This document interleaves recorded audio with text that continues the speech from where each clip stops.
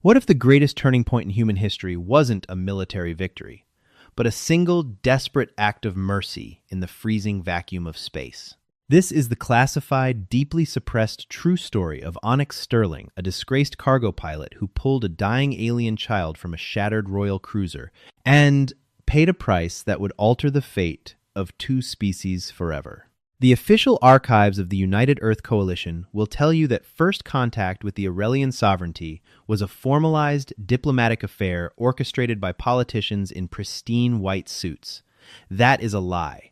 The real first contact happened in the muddy, asteroid-choked gravity well of a gas giant named Tartarus.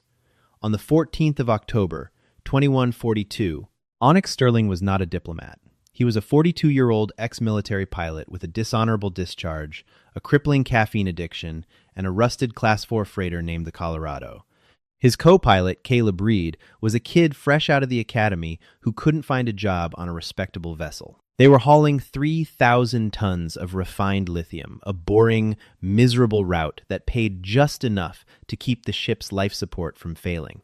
"I'm telling you, Onyx, the scopes are ghosting," Caleb said, tapping the cracked glass of the central radar console. "We're reading a massive thermal bloom 3 grid sectors away, but there's no transponder ping. It's gotta be a micrometeorite shower hitting a methane pocket." Onyx leaned over the console, his eyes narrowing. The thermal bloom wasn't erratic. It was pulsing. A rhythmic, fading heartbeat in the dark. "That's not a methane flare, Caleb," Onyx muttered, adjusting the long-range optics. "That's a fusion core venting atmosphere. Someone's ship is bleeding out. Even if it is, protocol dictates we log it and keep moving. We aren't a rescue cutter." Onyx ignored him, his hands already dancing across the flight yoke, disengaging the autopilot. He had spent 10 years in the Coalition Navy watching good people die because bureaucrats strictly followed protocol, rerouting power to the thrusters. Get the medbay prepped. When the Colorado broke through the dense rings of ice and rock, the sight that greeted them defied human comprehension. It wasn't a human pirate skiff or a lost mining rig. It was a vessel of staggering beauty, shaped like a teardrop spun from obsidian and gold, now violently torn in half. Its hull was scored by heavy plasma fire weapons far beyond the payload of any human ship. "Onyx." Caleb's voice trembled over the intercom. "That hull alloy, the design, that's not us. That's them, the Aurelians." The Aurelians were a terrifying myth to the working class of the outer colonies. A fiercely isolationist, technologically supreme species that had vaporized 3 Earth Coalition scout ships a decade prior just for crossing into their territory. They looked strikingly human, though taller, with luminous eyes and an ethereal, intimidating grace. They did not parley. They did not trade. "They're transmitting a localized distress loop," Onyx said, his voice terrifyingly calm as he strapped on his EVA helmet. "Short range only. Whoever hit them wanted them dead, but missed the emergency beacon." "If you go over there and they find you on their ship, they will vaporize us," Caleb pleaded. "If I don't go over there, whoever is breathing that venting oxygen dies in 6 minutes." Onyx cycled the airlock and launched himself into the abyss. The zero-gravity translation was brutal. He navigated through clouds of freezing coolant and jagged shards of golden hull plating. The silence of space was deafening, broken only by the ragged sound of his own breathing. He breached the alien vessel through a blown-out observation deck. Inside, the gravity plating was offline. Floating in the cabin were the bodies of 4 Aurelian guards, clad in ceremonial armor that had been slagged by superheated plasma. Onyx pushed past them, his heart hammering against his ribs. Then he saw her. Trapped beneath a collapsed bulkhead was a child. She appeared no older than 10 by human standards. Her pale skin was bruised, and her silver-white hair floated in a halo around her head. She was wearing a pressurized royal garment, but the seal around her collar was fractured. A thin stream of oxygen was hissing into the vacuum. Her chest barely moved. Onyx didn't think about interstellar war. He didn't think about the Coalition. He thought of a daughter he had lost a decade ago to a colony fever, a memory that still haunted his nightmares. He anchored his boots to the deck, grabbed the heavy hydraulic shear jaws from his tool belt, and wedged them under the bulkhead. With a sickening crunch of alien metal, he levered the debris off the girl. Her eyes fluttered open a brilliant, piercing violet. She looked at him, not with fear, but with profound confusion. A human, a dirty, grease-stained human, risking his life in the graveyard of her protectors. Her suit's pressure gauge flatlined. She began to suffocate, her hands clawing at her throat. Without hesitation, Onyx ripped the emergency rebreather line from his own suit, his only backup oxygen supply, and jammed the universal seal over her fractured collar, manually bypassing her suit's locks. He held her tight against his chest as the Colorado's oxygen flooded her lungs. "I've got you," Onyx whispered over the comms, hoping the tactile vibration of his voice would soothe her. "I've got you. Let's get you home." By the time Onyx carried the unconscious alien child through the Colorado's airlock, alarms were shrieking across the bridge. "Onyx!" Caleb screamed, sprinting down the corridor, his face pale. "Radar just lit up! 3 massive signatures dropping out of slipspace right on top of us! Dreadnought class!" Onyx laid the girl on the medbay diagnostic table. "Get us out of here, Caleb. Max burn to Coalition space." "I can't! They've locked us in a tractor beam. We're completely dead in the water." Onyx looked down at the girl. Her breathing had stabilized, the human oxygen mix sustaining her perfectly. She wore a pendant around her neck, a crest of a golden sun eclipsed by a black moon. Onyx knew enough about the whispers of the Outer Rim to know what that crest meant. The Royal House. He hadn't just saved an alien child. He had saved the heir to the Aurelian sovereign, and the Aurelian Armada had just caught a filthy human scavenger with their princess in his ship. A heavy, metallic thud echoed through the Colorado's hull. The airlock override engaged automatically. The Aurelians weren't asking for permission to board. They were slicing through the security protocols like wet paper. Onyx drew his standard-issue sidearm, standing between the medbay door and the unconscious girl. "Caleb, get in the escape pod, now." "I'm not leaving you." The medbay doors hissed open. 3 towering Aurelian soldiers stepped into the room, their weapons raised, humming with lethal energy. But they did not fire. They parted, making way for a figure that made the air in the room grow heavy and cold. Queen Isabella of the Aurelian sovereignty. She was imposing, standing nearly 7 feet tall, draped in midnight blue combat robes. Her violet eyes locked onto Onyx, then flicked to the gun in his trembling hand, and finally rested on the child breathing softly on the medical table. "You hold a primitive kinetic weapon at me, human," Isabella's voice echoed in perfect, unaccented English, transmitted directly through a localized translation field. "Yet my daughter's lungs are filled with your ship's air. Explain yourself." Onyx slowly lowered his weapon, though he didn't holster it. "I found her in the wreckage of a scout ship. Her guards were dead. Her suit was compromised. I brought her here to save her life." Isabella stepped forward, ignoring Onyx entirely, and placed a long, elegant hand on the girl's forehead. A soft, bioluminescent glow passed between them. The queen closed her eyes, absorbing the telemetry of what had happened. She saw the truth, the collapsed bulkhead, the human risking his own oxygen supply, the frantic rush to the medbay. When Isabella turned back to Onyx, the hostility in her eyes had been replaced by a heavy, calculating weight. "The attack on her vessel was an internal coup," Isabella stated coldly.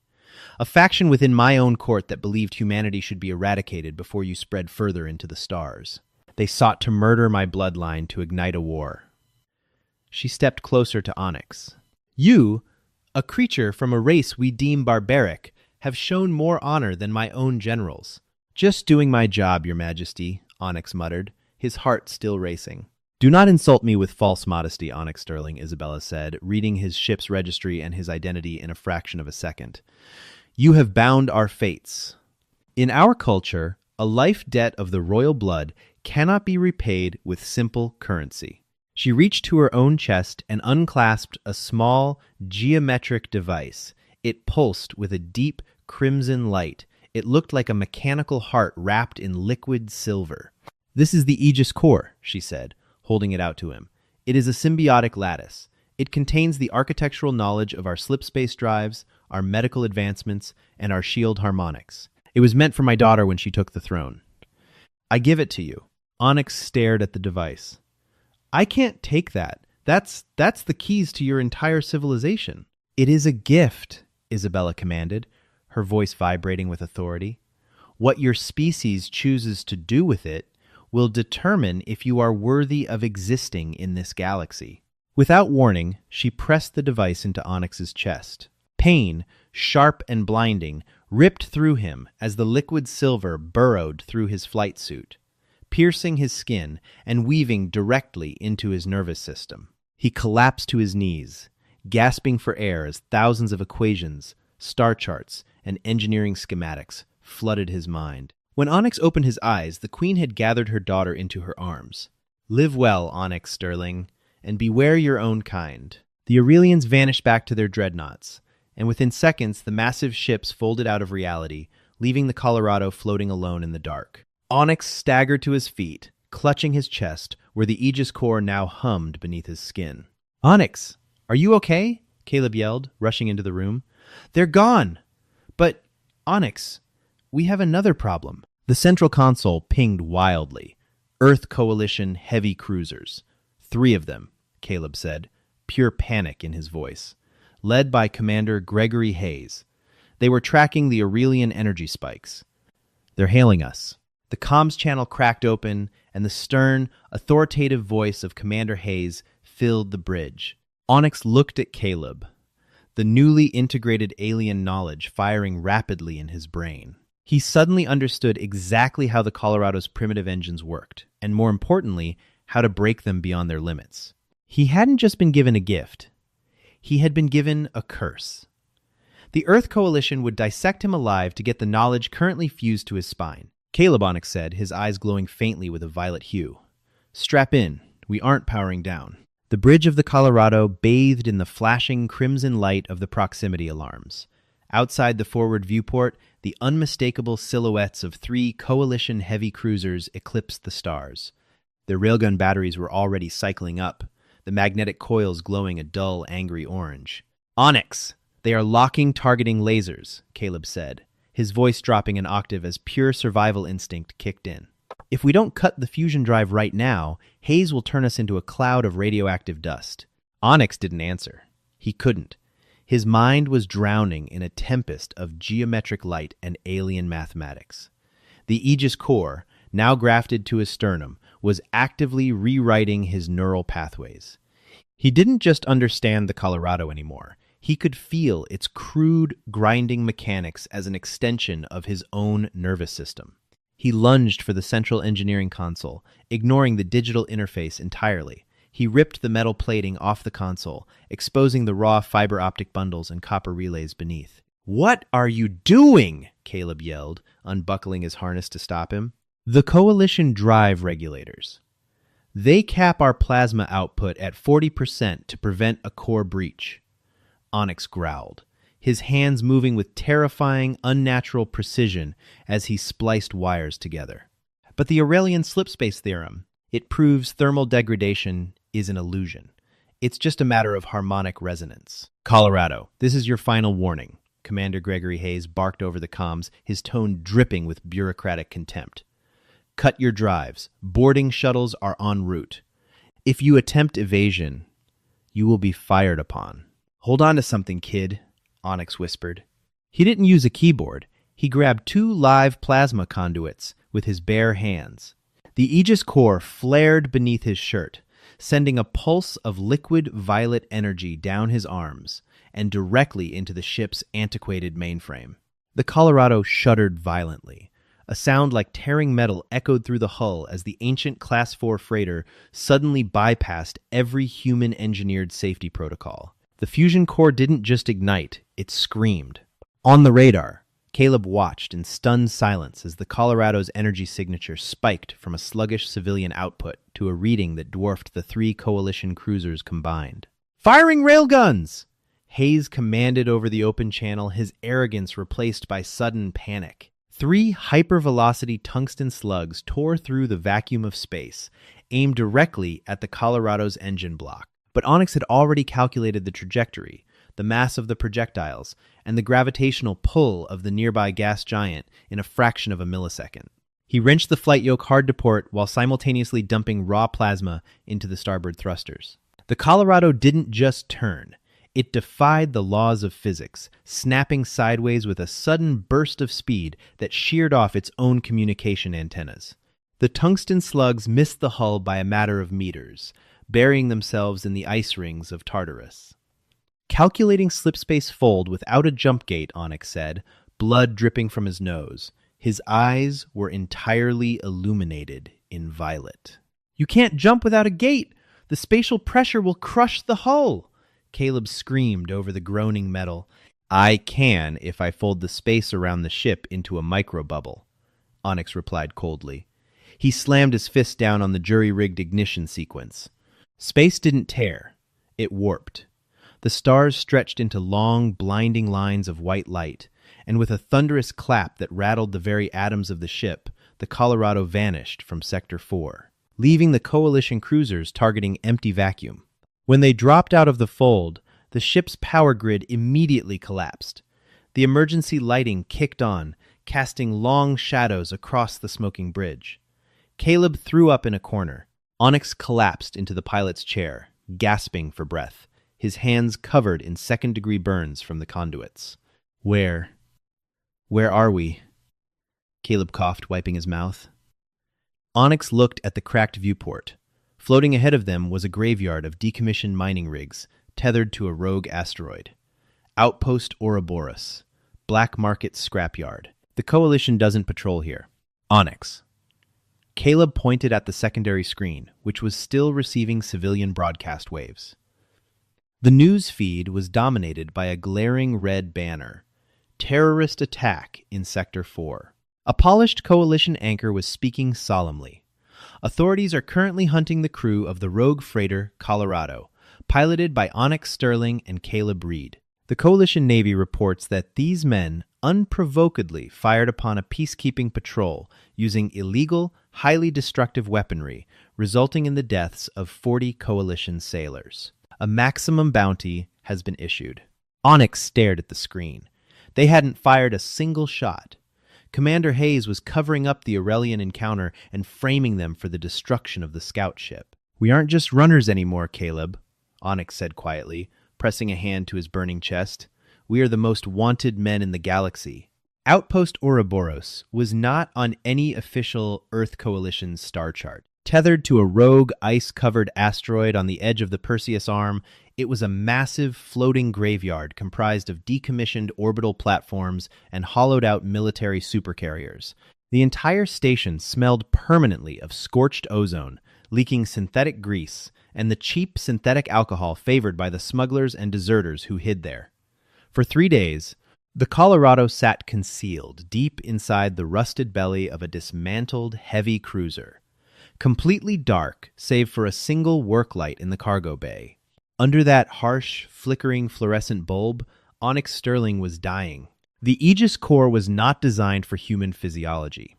It was a sovereign royal artifact, engineered to synchronize with an Aurelian's advanced cellular structure. Inside Onyx's chest, the liquid silver lattice was rapidly rewriting his nervous system, burning through his metabolism at a terrifying rate.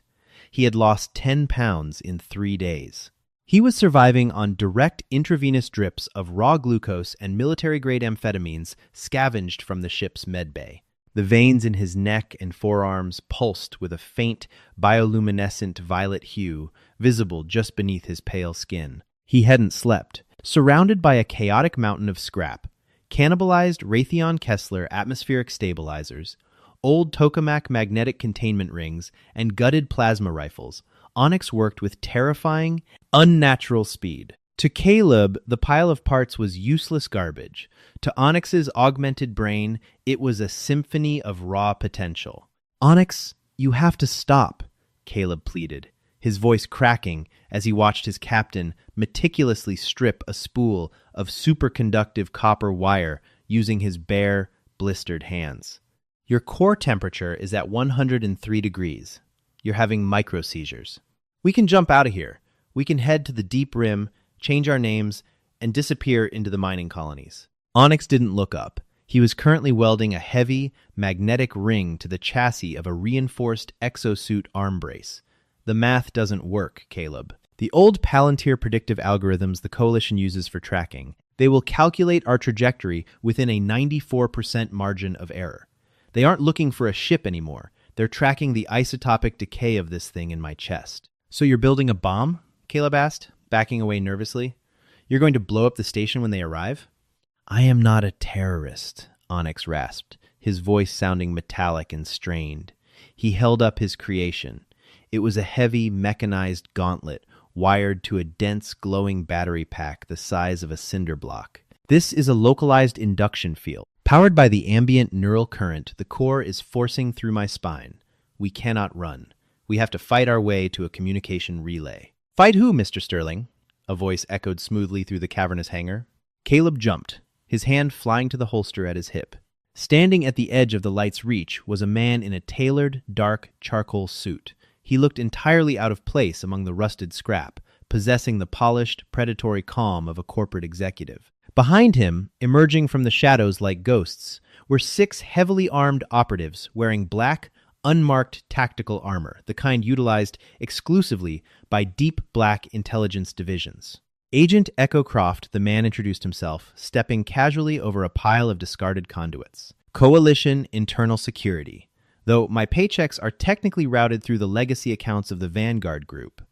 I must admit, Onyx, when Commander Hayes reported that a washed-up freight hauler had managed to execute a slipspace fold without a jump gate, I assumed he was covering for a tactical blunder.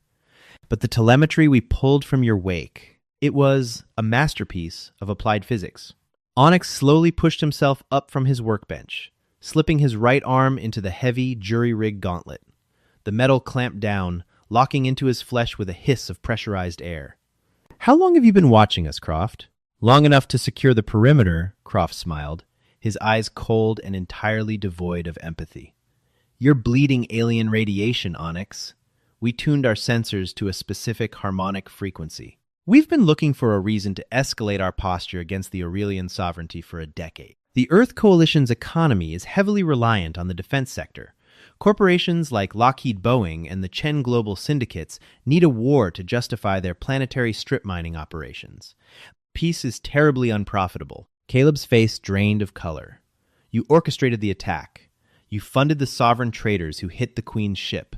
You tried to murder an alien child just to spark an interstellar war. We orchestrated progress, son, Croft corrected, adjusting his cuffs. We supplied the rebel faction with classified transit schedules and cloaking tech. It was supposed to be a clean assassination, a tragic internal coup that would spill over into our borders, forcing us to retaliate. But then, Onyx here played the bleeding heart hero. You saved the princess, and the Queen gave you the greatest prize in the galaxy, the Aegis Core. Croft drew a sleek, silver sidearm from his shoulder holster. The weapon whined with an unnatural pitch. I want it, Sterling. If we reverse engineer that lattice, humanity will monopolize slipspace travel and energy shielding for the next 3 centuries. Surrender, and I will ensure your young co-pilot gets a painless execution.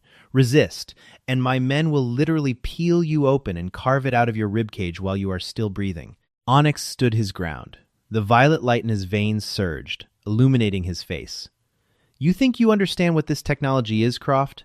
You think it's just bigger guns and faster engines? It's a conscience. It's an unbroken chain of memory. Onyx clenched his fist. The gauntlet on his arm roared to life. A blinding, violet, hard-light shield erupted from the mechanized brace, expanding into a convex barrier that enveloped both him and Caleb. Kill them. Aim for the extremities. I need his torso intact, Croft ordered effortlessly, taking a step back. The 6 Black Ops operatives raised their assault rifles and unleashed a deafening torrent of armor-piercing rounds. The hangar erupted into chaos. The heavy tungsten bullets struck Onyx's shield and instantly flattened, their kinetic energy absorbed by the hard light barrier. The bullets rained down onto the metal floor like useless, flattened coins. Caleb! The dropship! Onyx roared over the thunderous gunfire. Onyx didn't retreat. He advanced.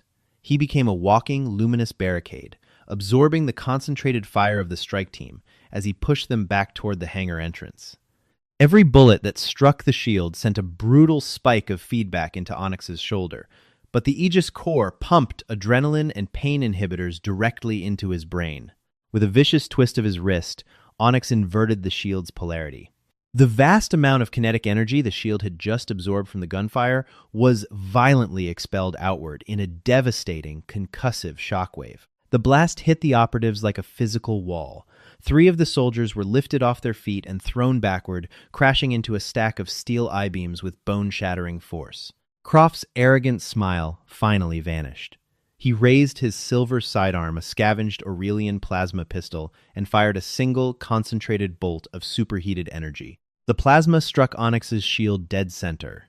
The thermal shockwave was catastrophic. The jury-rigged gauntlet screamed, its copper wiring instantly melting from the sheer heat. The shield shattered like glass, and the kinetic blowback dropped Onyx to his knees. His human flesh was blistering, the tech inside him fighting a desperate battle to keep his heart from stopping. "You are a monkey playing with the tools of gods," Sterling, Croft spat, stepping forward to deliver a point-blank execution shot to Onyx's head. Behind Croft, the deafening whine of military-grade thrusters shook the hangar. Caleb had sprinted through the crossfire and breached the Black Ops team's Lockheed Boeing stealth dropship. He didn't know the flight codes, but he didn't need to. He smashed the manual override and slammed the throttle forward. The massive, heavily armored vessel pivoted, its twin rotary cannons swiveling to aim directly at Croft's chest. "Get away from him!" Caleb screamed over the dropship's external PA system. Croft froze. He was a predator, but he wasn't a fool. Realizing he was outgunned by his own vessel, he fired a blind suppression shot toward the cockpit, grabbed the collars of 2 of his surviving men, and dove for cover behind a massive pile of titanium scrap. Onyx staggered to his feet, coughing violently as he sprinted up the lowering boarding ramp of the dropship. The moment his boots hit the deck, Caleb ripped the ship into the air, tearing through the hangar's rusted doors and accelerating into the freezing void of space. "We got a stealth ship! We actually got a ship!" Caleb yelled, his hands shaking so violently he could barely hold the flight yoke. "Where do we go now, Onyx? Give me a coordinate!" Onyx slumped heavily against the bulkhead, his chest heaving, his melted gauntlets smoking against the floor. He looked out the reinforced viewport as the scrapyard shrank into a speck of light. The Aegis core pulsed deep within him, no longer just a database, but a terrifyingly clear strategic compass. Croft just confessed that Coalition High Command is compromised by private military syndicates, Onyx said, his voice hard as tempered steel, the violet light fading from his eyes to leave a chilling, absolute resolve. If we run, they hunt us until we die, and they start a war that will extinguish billions of lives to line their pockets. "So what's the play?" Caleb asked, staring at the older man. "We take the fight to them. Set a direct course for Earth," Onyx commanded. "We are going to break into the global broadcast array in Geneva, and we are going to show the entire galaxy exactly what their governments have been doing in the dark." The stolen Black Ops dropship tore through the upper stratosphere, its hull glowing cherry red from the friction of atmospheric re-entry. Below them lay Earth, a glittering jewel of blue and green, blissfully unaware of the apocalyptic shadow hanging over it. Onyx's target was the Global Defense Citadel, a massive subterranean fortress built beneath the ruins of the old United Nations headquarters in Geneva. It was the nerve center of the Earth Coalition's military network, and the only place with a transmission array powerful enough to override the global broadcast grid. "Orbital defense platforms are painting us, Onyx," Caleb said, his hands flying across the dropship's stolen console.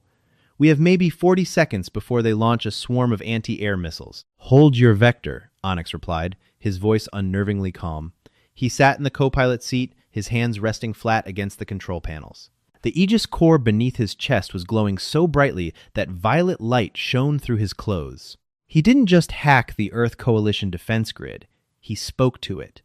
The Aurelian technology allowed him to see the binary codes of the orbital platforms as crude, simplistic puzzles. He sent a cascading feedback loop through their targeting subroutines. "Missile lock." "Vanished," Caleb breathed, staring at the radar in disbelief. "The automated turrets are tracking us as a flock of migratory birds. You actually blinded them." I didn't blind them. I convinced them we aren't a threat, Onyx said, blood trickling from his left nostril. The neural toll of interfacing with global mainframes was tearing his human brain apart. Take us down into the Alps.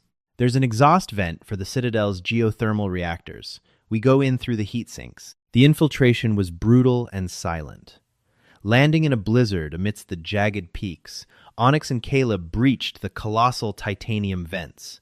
Onyx used the jury-rigged induction gauntlet to absorb the lethal heat of the reactor shafts, creating a safe pocket of air for Caleb to follow. They emerged into the pristine, brightly lit corridors of Sublevel 4, High Command. Alarms instantly shrieked. Red strobe lights bathed the sterile white walls. "They know we're here," Caleb said, unholstering his weapon. "Let them come," Onyx said. "The central broadcast spire is at the end of this sector. Stay behind my shield." A blast door at the far end of the corridor slid open, and a heavily armed platoon of Coalition Marines poured out, led by Commander Gregory Hayes. "Sterling!" Hayes' voice crackled over the internal PA system. "You are committing high treason. Stand down, and I promise you a military tribunal instead of a firing squad." Onyx didn't slow his stride. He raised his gauntlet, the hard light shield flaring to life. "You framed my crew for the deaths of 40 sailors to cover up your Black Flag operation, Hayes. The tribunal is going to be for you." "Open fire!" Hayes screamed. The corridor became a meat grinder of kinetic and energy weapons. Onyx stepped forward, an unstoppable juggernaut, the Aegis core feeding him the exact trajectory of every incoming round. He angled his shield, deflecting the fire into the ceiling and the walls, systematically dismantling the structural integrity of the corridor. Caleb provided cover fire, taking out the security cameras and pinning down the Marines. Onyx didn't want to kill human soldiers. They were just following orders, ignorant of the conspiracy. He slammed his gauntlet into the floor, sending a non-lethal concussive wave of electromagnetic energy down the hall. The pulse short-circuited the Marines' powered armor, locking their joints and dropping them to the floor in rigid heaps. Commander Hayes, caught in the blast, fell backward, his rifle sparking uselessly. Onyx marched over Hayes, not even looking down, and kicked open the doors to the central broadcast spire. Inside the massive spherical room, a towering transmission column pulsed with fiber optic data, and waiting for them at the base of the column was Agent Echo Croft. Croft had shed his suit jacket. His sleeves were rolled up, revealing skin that was laced with crude, pulsing cybernetic implants. He held an Aurelian shockblade, a weapon scavenged from the royal wreckage. "I have to admit, you have tenacity, Onyx," Croft sneered, twirling the crackling blade. "But you can't broadcast anything. I've severed the primary uplink. The only way to send a message now is to manually bridge the core relay. And if you do that, the raw voltage will fry your nervous system in 10 seconds. "Watch me," Onyx growled. Croft lunged, moving with unnatural augmented speed. The shockblade hummed as it sliced through the air, aimed directly at Onyx's neck. Onyx brought up his shield, but Croft didn't strike it. He feinted, sliding beneath Onyx's guard and burying a charged kinetic punch into Onyx's ribs. Bones cracked. Onyx stumbled back, gasping. Croft pressed the advantage, a flurry of strikes that pushed Onyx toward the edge of the broadcast platform. "You think a garbage hauler deserves the power of a god?" Croft spat, bringing the blade down in a heavy, two-handed arc. Onyx didn't block. He dropped his shield entirely, letting Croft's blade plunge into his left shoulder. Croft's eyes widened in shock at the sacrificial move. Before the intelligence agent could pull the blade free, Onyx grabbed Croft by the throat with his right hand. The Aegis core roared. Onyx didn't just channel kinetic energy. He channeled the raw, unfiltered data of the Aurelian slipspace theorem directly into Croft's crude cybernetics. Croft screamed as his stolen augmentations overloaded, short-circuiting violently. Onyx threw the paralyzed agent to the ground, pulling the blade from his own shoulder with a grimace. "Caleb, the console!" Onyx yelled, staggering toward the massive fiber optic column. "Onyx, you heard him! You can't bridge the relay! It's 50 terabytes of data a second and 1,000,000 volts! It will kill you!" Caleb pleaded. "If I don't do this, millions die in a war based on a lie." Onyx ripped open the maintenance panel on the column, exposing a massive bundle of severed, sparking transmission cables. He didn't use a keyboard. He jammed his bare, bleeding hands directly into the live cables. The pain was absolute. It felt as though a star had ignited inside his skull. The Earth Coalition network violently resisted the intrusion, bombarding his nervous system with lethal electrical feedback. But the Aegis Corps met the resistance, adapting, shielding his vital organs, and turning Onyx's own body into a quantum router. Every television, every military HUD, every civilian datapad, and every billboard across the Earth Coalition suddenly went black. Then, an image appeared. It wasn't Onyx's face. It was the visual telemetry downloaded directly from the Aegis Corps. The entire galaxy watched the unedited, raw truth. They saw the Aurelian royal cruiser peacefully navigating the gas giant. They saw the Black Ops stealth ships, funded by Croft and Hayes, ambush the vessel. They saw Onyx, a simple human cargo pilot, pull a dying alien child from the wreckage, risking his own life to save hers. And then, the ultimate twist of the Aegis Corps revealed itself. The device wasn't just a database. It was a quantum entanglement communicator. As Onyx forced the broadcast across human space, the Corps simultaneously broadcast a beacon back to the Aurelian sovereignty. The skies over Geneva darkened. The alarms of the Citadel screamed as a spatial tear ripped open the atmosphere directly above the Swiss Alps. A fleet of Aurelian dreadnoughts, sleek and terrifying, dropped into Earth's orbit. But they didn't fire. A localized transmission overrode the Citadel's comms. It was Queen Isabella. The doors to the broadcast spire burst open again. This time, it wasn't Hayes' men. It was General Thomas Briggs, a decorated old guard coalition commander flanked by heavily armed military police. They had seen the broadcast. They saw Croft twitching on the floor and Hayes tied up in the hallway. "Secure this room! Put Agent Croft in irons!" General Briggs barked. He looked at Onyx, who was collapsed against the transmission column, his skin pale and glowing softly. General Briggs slowly walked over to Onyx, pulling a medical kit from his belt. "Son, you just prevented the extinction of the human race, and you gave us the stars." 2 years later, the political landscape of the galaxy had been unrecognizable. The trials of Croft, Hayes, and their co-conspirators were broadcast across 2 empires, dismantling the corrupt military-industrial complex of the Earth Coalition. Caleb Reed, the kid who couldn't find a respectable job, was now the youngest captain in the newly formed Coalition Aurelian Diplomatic Fleet, commanding a vessel that blended human durability with alien slipspace tech. As for Onyx Sterling, he could never go back to hauling lithium.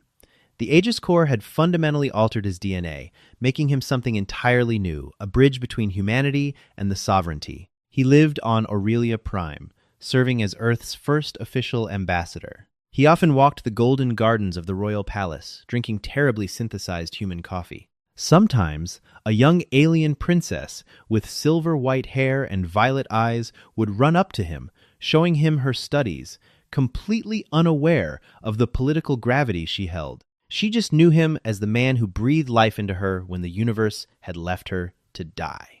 A single act of mercy in the freezing dark had saved 2 civilizations, proving that the true measure of a species isn't the power of its weapons, but the courage of its compassion. If Onyx Sterling's classified sacrifice left you breathless, hit that like button and share this video with fellow truth seekers. The galaxy is full of hidden histories they don't want you to know. Subscribe and turn on notifications so you never miss a deep dive into the universe's greatest suppressed secrets. What would you have done in Onyx's place? Drop a comment below and let's discuss.